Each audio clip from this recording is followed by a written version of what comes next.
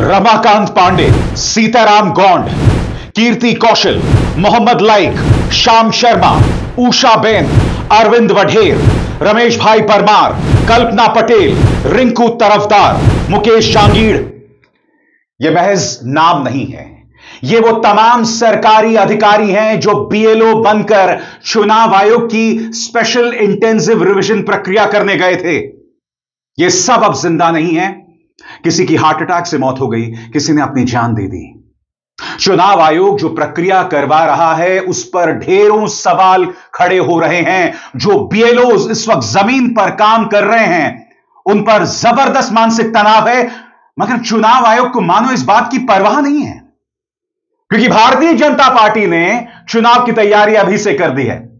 इस खबर को देखिए साहब, बंगाल को लेकर अभी से भारतीय जनता पार्टी पूरी तैयारी कर रही है, पूरी बैठक कर रही है।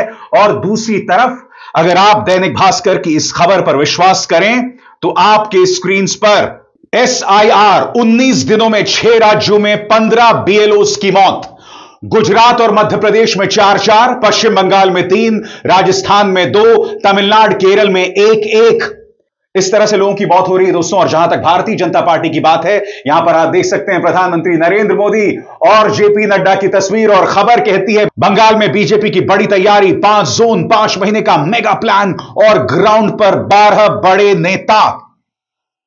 यह तैयारी चल रही है भारतीय जनता पार्टी की। और दैनिक भास्कर की इस खबर के मुताबिक कम से कम 15 बीएलओs की मौत हो गई है। मैं आपको एक वीडियो दिखाना चाहता हूं दोस्तों।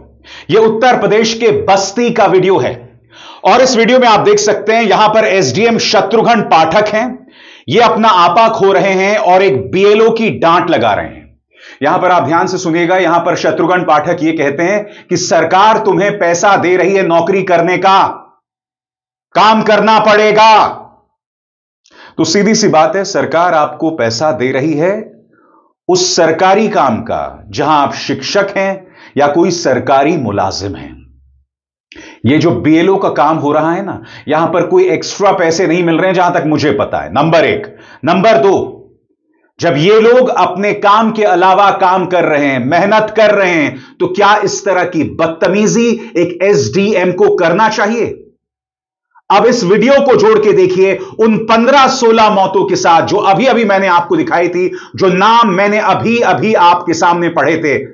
देखिए एसडीएम शत्रुघ्न पाठक उत्तर प्रदेश के बस्ती में किस तरह का व्यवहार कर रहे हैं बीएलओ के साथ। वो व्यक्ति सिर झुकाए खड़ा है और चूंकि एसडीएम साहब को अपने हुक्मरानों को दिखाना है कि मैं कितना काबिल अफसर हूं, तो देखिए किस तरह का व्यवहार कर रहे हैं। एक भी फॉर्म नहीं भरा है, लिखो तहरीर लिखो, एक सादा पन्ना लाओ, सादा पन्ना लाओ, तहरीर लिखो। कौन सा थाना है? एक भी काम नहीं किया। क्या है? तहरीर लिखो, एक पन्ना लाओ, तहरीर लिखो तत्काल। और उसमें ये भी लिखना कि विभागीय अधिकारी वीडियो इन लोगों के द्वारा कोई सहयोग नहीं किया गया, इसलिए 0। इनके खिलाफ भी, इनके दोनों लोगों के मुकदमा लिखो, लाओ तहरीर लाओ। नहीं, FIR करिए इसमें कोई भाई तुम क्या बदनाम लाओ, ये लाओ। हो गए हो, रोजगार सेवक हो तो क्या हो गए? क्यों नहीं काम कर रहे हो? लाओ तुम। कहाँ है उनके? है सुपरवाइजर है लेखपाल में, एक भेज रहा हूँ तहरीर FIR दर्ज करवाइए। मैं भेज रहा हूँ, तुमको मैं जेल अभी बता रहा हूँ। ये विकास विभाग के जितने तुम लोग हो ना, तुम लोग एक भी काम नहीं करते, केवल फ्री का पैसा, केवल फ्री का पैसा। छोड़ दो ना, नौकरी काम नहीं करना है तो केवल सरकार का पैसा ले रहे हो ना, तो सरकारी काम क्यों नहीं करते? और सरकारी काम नहीं करना है तो छोड़ दो नौकरी। क्या दिक्कत है, क्यों नहीं करते? लिखो, प्रॉब्लम क्या है? एक बार फिर उन नामों को देखिए जिनकी मौतें हुई हैं दोस्तों। कुछ की ब्रेन हैमरेज की वजह से, कुछ लोगों ने अपनी जानें दे दी, और यह सब हमारे सामने हो रहा है। क्या कोई परवाह नहीं है चुनाव आयोग को? क्या कोई परवाह नहीं है जमीन पर लगे वरिष्ठ अधिकारियों को? और सबसे बड़ी बात, मैं एक बात को मानने को तैयार हूं कि जिस शत्रुघ्न पाठक को अभी अभी आपने देखा, ये खुद तनाव में होंगे, ये खुद भी अपनी सेहत का नुकसान कर रहे होंगे। मैं इस बात से इनकार नहीं कर रहा हूं। अब मैं आपको संगीता रावत का बयान सुनाना चाहता हूं, जिसे पत्रकार पीयूष राय ने पेश किया है।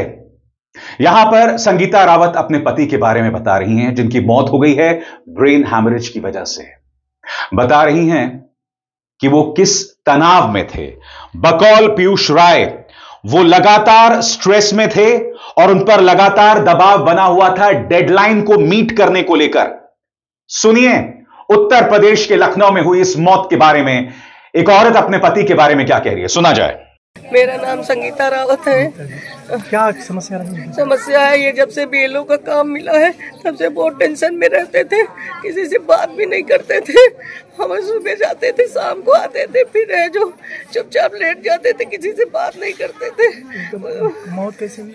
इनकी है जो है टेंशन की वजह से ब्रेन हेमरेज है जो का अटैक पड़ा है। कहीं दिखा इनको? कहीं अस्पताल ले गए थे? अस्पताल है जो इनको है जो रात में लेके गए हैं चरक में। तो वहाँ इन्होंने ब्रेन हेमरेज बताया? जी वहाँ है जो ब्रेन हेमरेज बताया, पैरालिसिस भी हो गया। एक हफ्ते भर्ती रहे? एक हफ्ता भर्ती रहे और बहुत इधर उधर से सबने बहुत इधर लोगों ने मदद करके वो करा, लेकिन है जो हम बचा नहीं पाए। कुछ पैसे की कोई भी व्यवस्था नहीं हमारे पास है, इतने में हम क्या करेंगे। 10,000 रुपये मिलते हैं। अधिकारियों से अनुरोध है, डेली है जो फोन आते थे, जल्दी करके दो, जल्दी करके दो। कभी मोबाइल में जुटे रहते थे 2-2, 3-3 घंटे, कभी रात में जुटे रहते थे। हम कहते कुछ बोलते नहीं थे, इसी वजह से कुछ काम इनका जल्दी हो जाए। फोन भी आता था? फोन का आते थे, फोन आते थे। प्रेशर रहता था कि जल्दी काम करके दो, जल्दी काम करके दो।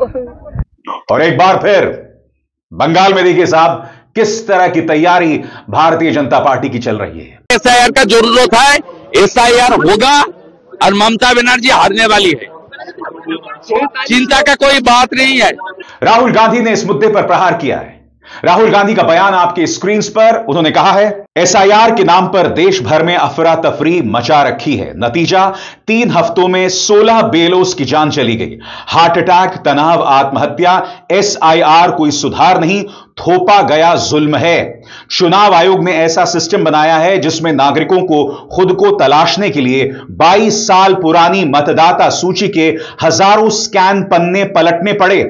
मकसद साफ है, सही मतदाता थककर हार गए और वोट चोरी बिना रोक टोक जारी रहे। भारत दुनिया के लिए अत्याधुनिक सॉफ्टवेयर बनाता है, मगर भारत का चुनाव आयोग आज भी कागजों का जंगल खड़ा करने पर ही अड़ा हुआ है। अगर नियत साफ होती तो लिस्ट डिजिटल, सर्चेबल और मशीन रीडेबल होती, और चुनाव आयोग 30 दिन की हड़बड़ी में अंधाधुंध काम ठेलने के बजाय उचित समय लेकर पारदर्शिता और जवाबदेही पर ध्यान देता। SIR एक सोची समझी चाल है जहां नागरिकों को परेशान किया जा रहा है और BLO की अनावश्यक दबाव से मौतों को कोलैटरल डैमेज मानकर अनदेखा किया जा रहा है। यह नाकामी नहीं, षड्यंत्र है। सत्ता की रक्षा में लोकतंत्र की बलि है। मौत नहीं हुई है, आत्महत्या हुई है। भारतीय जनता पार्टी के लोग दबाव डाल रहे हैं और उसमें मजबूरी में बंगाल की तो एक उसने वीडियो उसका पूरा लिखित में दिया उसने सुसाइड नोट में। और बंगाल में ऐसी कई मौतें हो रही हैं दोस्तों। सुनिए इस बारे में TMC की सांसद महुआ मोइत्रा क्या कह रही हैं। Hello, this is Mahua Moitra, Member of Parliament, Krishnanagar. This video is for you, Mr. Ganesh Kumar, Honorable, not so Honorable, Chief Election Commissioner of India. Last night, the 21st of November, 52-year-old Rinku Tarafdar, who was a resident of Krishnanagar and has worked as a part-time teacher at Chapra Vivekananda School, who was also a BLO, a booth-level official, as part of the SIR exercise, committed suicide. She is now dead. Her post-mortem is currently being done. She leaves behind a husband, a married daughter, and a son. Rinku has also left behind a suicide note. The suicide note is in Bengali, but I'm going to read certain parts from it. She says, "Ami bachte chai, main bachna chahti hu. I want to live. Amar samsare kono abhav nahi. I have no problems in my family. Mera sansar mein koi takleef nahi hai. Amar ei porinotir jonno nirbachon commission dayi. मेरा ये अवस्था के लिए सिर्फ और सिर्फ चुनाव आयोग रिस्पॉन्सिबल है। Only and only the election commission is responsible for this situation. আমি কোনো রাজনৈতিক দল করি না। I don't belong to any political party. খুবই সাধারণ মানুষ, I'm a normal person. কিন্তু এই অমানসিক কাজের চাপে আমি বাঁচতে পারছি না। This inhuman work pressure I can't take anymore. খুবই কম বেতনে আমার চাকরি, এই পরিশ্রমের তুলনা নেই। I work for very little money. This kind of physical and mental pressure is unimaginable for me. Offline 95% আমি কাজ করেছি, অনলাইনে করতে পারছি না। I've done 95% of my work offline, but I'm just not being able to do it online, and even though I've told my supervisor in the video, it isn't helping. I have my children and my husband. I have no complaints. I've left a list of where I've kept my things, but I should have left my job. I didn't leave it. Now I've been registered as a BLO. Now it's too late to leave it. But only and only this pressure is responsible for me taking this decision. I want to live. I was at the best phase of my life. This letter, Mr. Kumar, has been written blaming the Election Commission for her death. You, sir, are an aider and abettor to the suicide of Rinku Karmakar, who died an untimely death due to the chaos caused by you. Bengal में हालात बहुत खराब हैं दोस्तों। Party के नेता शुभांकर सरकार क्या कह रहे हैं आपकी स्क्रीन पर, उनका सीधा सा सवाल, आखिर क्या वजह है इतनी जल्दबाजी में इस प्रक्रिया को अंजाम क्यों दिया जा रहा है, सुना जाए। देखिए, इतना परिस्थिति आज बंगाल में हुआ, अब सबको पता है। फिर एक खुदकुशी सुसाइड नोट लिख के जो रिंकू तरफदार, उन्होंने जो उनका बलिदान ही सोचिए, देश का चुनाव आयोग का सामने उनका बलिदान हो गया। तो इसको चुनाव आयोग क्या तरीका से देख रहा है, ये हम पूछने आए हैं। एक का बाद एक खुदकुशी हो रहा है। आज जो मैं वो सुसाइड नोट आपने देखेंगे, आपका आंसू आ जाएगा। ऐसा स्थिति क्यों होगा? 1951 से आज तक 8 बार SIR हो चुका है, तब स्पेशल रिवीजन था। आज इतना वार बेसिस हड़बड़ी में क्यों SIR करने के लिए चुनाव अधिकारी जो लोग हैं, चुनाव आयोग इतना व्यस्त क्यों है? ये तो समय लेके कर सकते थे। मेरा मांग यही है जे ये डेट को बढ़ाइए, जो ये प्रक्रिया जो चल रहा है, ये प्रक्रिया को बढ़ाना चाहिए और आम जनता को थोड़ा रिलीफ मिले। दैनिक भास्कर की खबर मैं आपको दिखा चुका हूं दोस्तों, मगर अखबारों में ये खबरें छप रही हैं।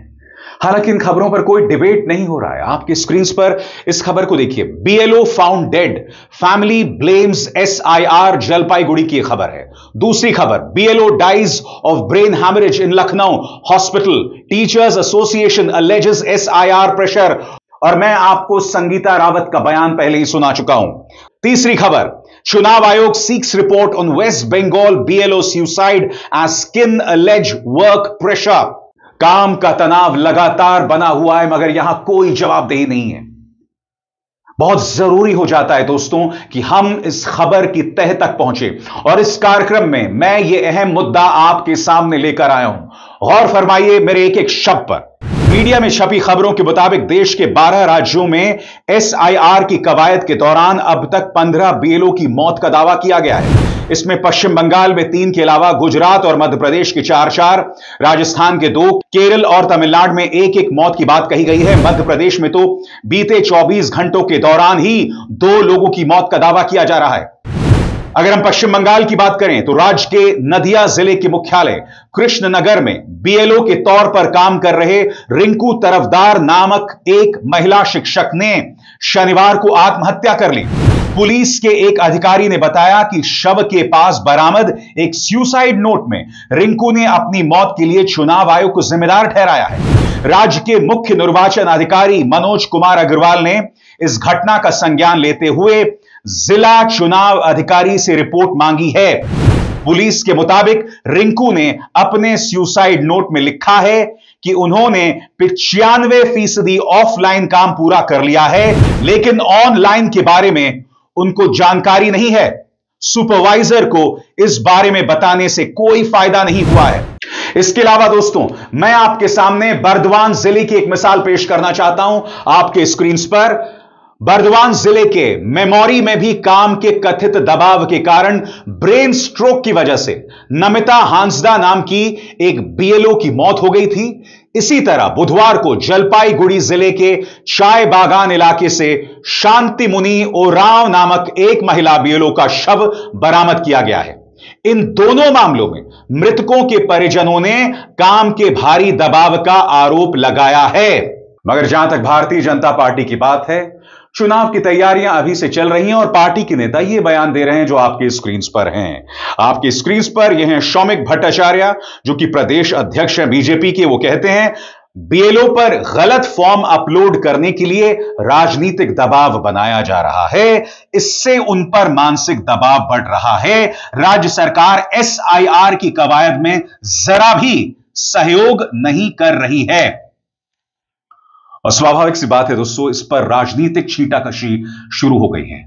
आरोप प्रत्यारोप का दौर शुरू हो गया है। ममता बनर्जी ने इस मुद्दे पर मोर्चा बुलंद कर लिया है।